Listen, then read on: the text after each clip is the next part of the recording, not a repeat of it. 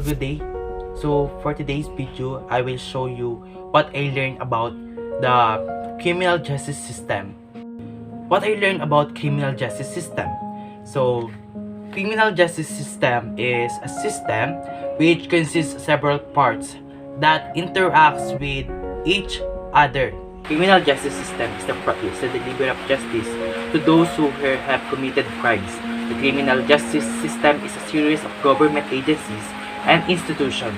The goals include rehabilitation of offender, preventing other crimes, and moral support for victims. What is the 5 pillars of criminal justice system and its functions? First is law enforcement, consists of Philippine National Police, focused on the prevention and control of crimes. Prosecution. The primarily concern is the investigation of the grievance or complaints. Third is court, given the prosecution to prove that there is a strong evidence. Note, if there is any reasonable doubt that the accused committed the crime, he has to be acquitted. Correction takes over the accused can apply for probation over to a non-institutional or institutional custodial treatment and rehabilitation. Community participate in law enforcement activities, participate in promotion of peace and order through crime prevention. So they have a stage of the criminal justice process. First is arrest, taking a person into custody, charging. Police output in the form of an arrested or booked suspect becomes input in this stage. Complaint is sworn written statement charging to a person. Information is an accusation in writing charging a person with an offense. Adjudication stage, input triggering in the case before the court. Sentencing, the judge will consider all the circumstances of the case and its duty to apply the provision. Correction, convicted person serving of the sentence imposed, the offender will be reformed and rehabilitated.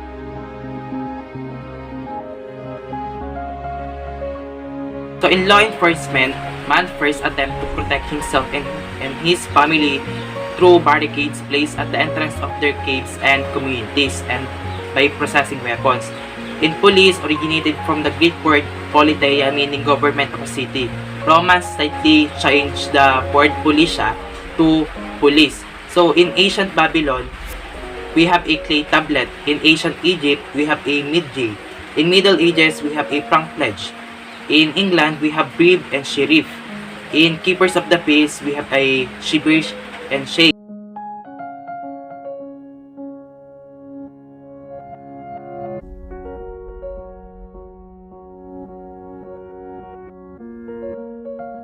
What I learned about the second pillar of criminal justice system, which is the prosecution. So prosecution is a process or method whereby accusations are brought before the court of justice to determine the guilt or innocence of the accused. Also prosecution, it is a filing of the case to the court by the investigating prosecutor that has to approve. So who is the prosecutor? So prosecutor is he determines which case shall be filed in court and what case will be dropped. So it also a quasi-judicial officer who assumes full discretion and control over criminal case in the administration of justice. So they have some parts of criminal justice system of prosecution, which is adversarial. Adversarial, it is known as accusatory system, a system whereby the victim or his representative have the primary responsibility for finding and presenting evidence to the court. So next is a mixed system. So a mixed system is wherein the victim or his representative provides facts, evidence, and testimony of witnesses to prove that the guilt of the accused. Also, we have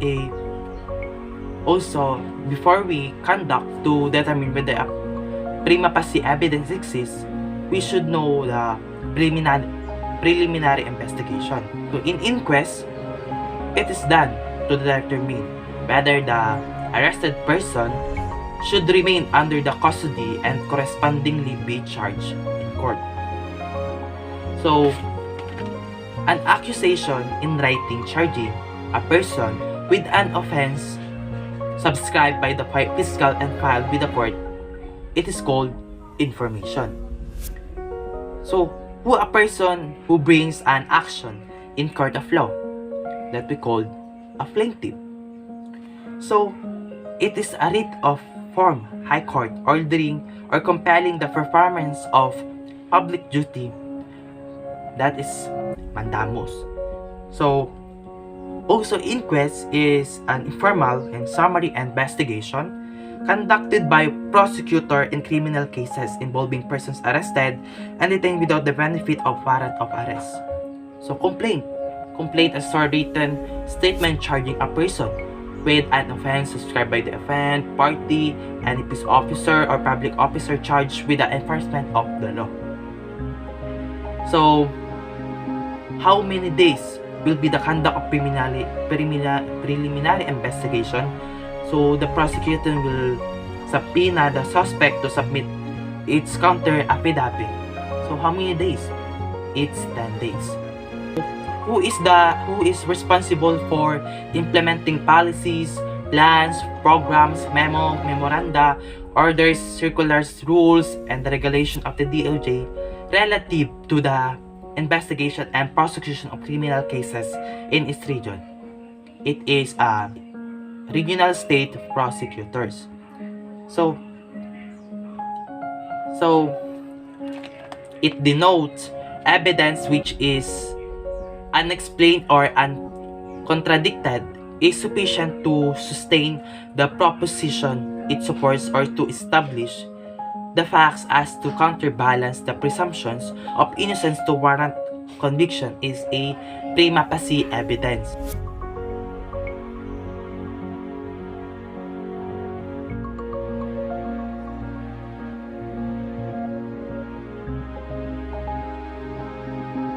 So, the fourth pillars of criminal justice system is court. Court is an organ of the government belonging to judicial department whose function is the application of the laws to controversies brought before it and the public for the administration of justice. So we have a Court of Appeals. It has appellate jurisdiction over cases decided by the regional trial court. In Supreme Court, the court of last resort for an appeal lies from its final judgment and final orders. In Court of Tax Appeal, it has exclusive appellate jurisdiction to review an appeal decision of the Commissioner of the Bureau of Internal Revenue. In arraignment, the formal reading of the charges before the accused in an open court and asking him whether he pleads guilty or not guilty as charged. In judiciary, it is empowered to interpret, construe, and apply the laws. So in trial, the examination before a competent tribunal of the facts but put in issue in a case. In Santigan Bayan, it is tasked to handle criminal cases involving graft and corruption and other offenses committed by high-ranking public officers and employees in connection with the performance of their function. So it has appellate jurisdiction over cases decided by the METC, MTCC, and MCTC is the regional trial court. So municipal trial court, it covers one's municipality and has jurisdiction over offenses punishable with imprisonment not exceeding 6 years, as well as violation of city and municipal ordinances. Supreme Court, it exercises appellate jurisdiction over cases decided by the Court of Appeals or the Regional Trial Court. So, the answer given by the accused during arraignment is plea. A public officer, so named, is commissioned and appointed to preside over and to administer the law in a court of justice is judge. So, what is the venue of a place where the action must be institute and tried is the venue.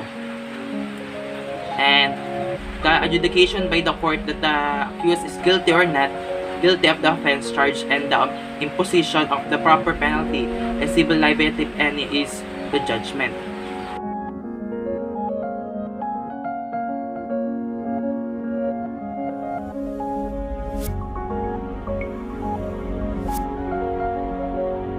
So let's proceed to the fourth pillars of criminal justice system, which is correction. So what I learned about this?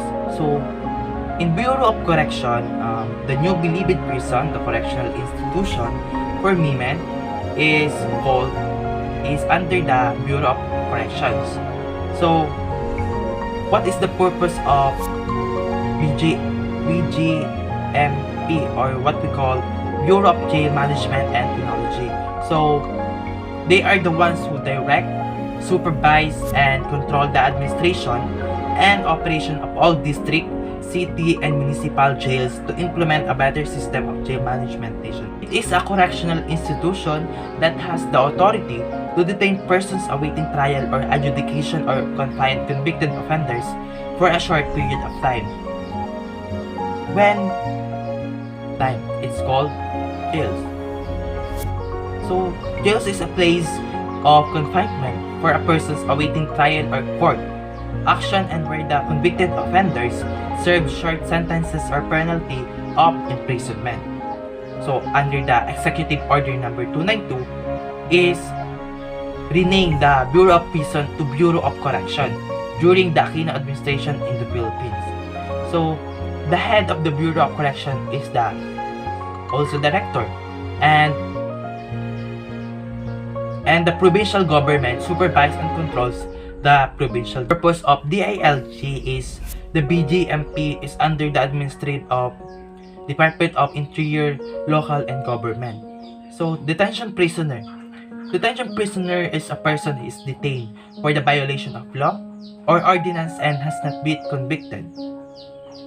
So, it is a special unit in prison whereby newly arrived prisoners will be admitted for diagnostic examination and observation is called Reception and Diagnostic Center.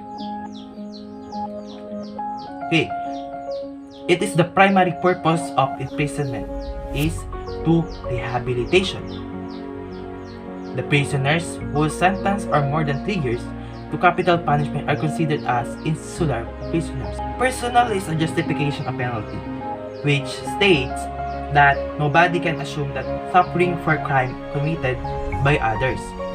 So, what is the purpose of municipal prisoner? The prisoners whose sentence are from 1 day to 6 months are called municipal prisoner. So, parole. The parole is a form of conditional release that is granted after a prisoner has served a portion of his sentence in a correctional, which program plays a unique role in the moral and spiritual rejuvenation of the prisoner that need in correction. It is a religious program, and it is a suffering that is inflicted by the state for the transgression of a law for the purpose of controlling criminals is called penalty.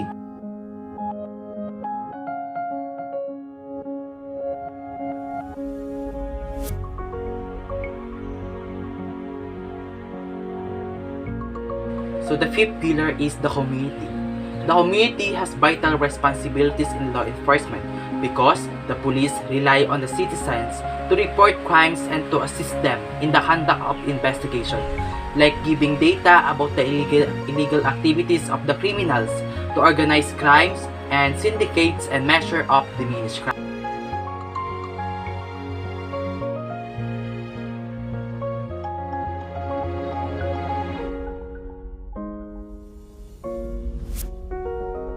So, criminal justice system is the delivery of justice to those who have committed crimes. The criminal justice system is a series of government agencies and institutions. Goals include rehabilitation of offender, preventing other crimes, and moral support for victims.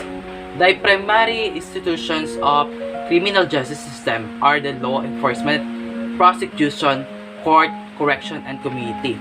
So, in overall, I learned that it is important to give important knowledge on how we handle the situation. It is the best thing to do to realize and give value that criminal justice system is very important in our life. So it is important to learn something about criminal justice system because it gives you enhance your skills, your abilities, and your knowledge towards the performance of the value and experiences that you accomplish through learning the criminal justice system. And it's important for us to know the importance of this and to know the meaning of this to help us and to help me to my future.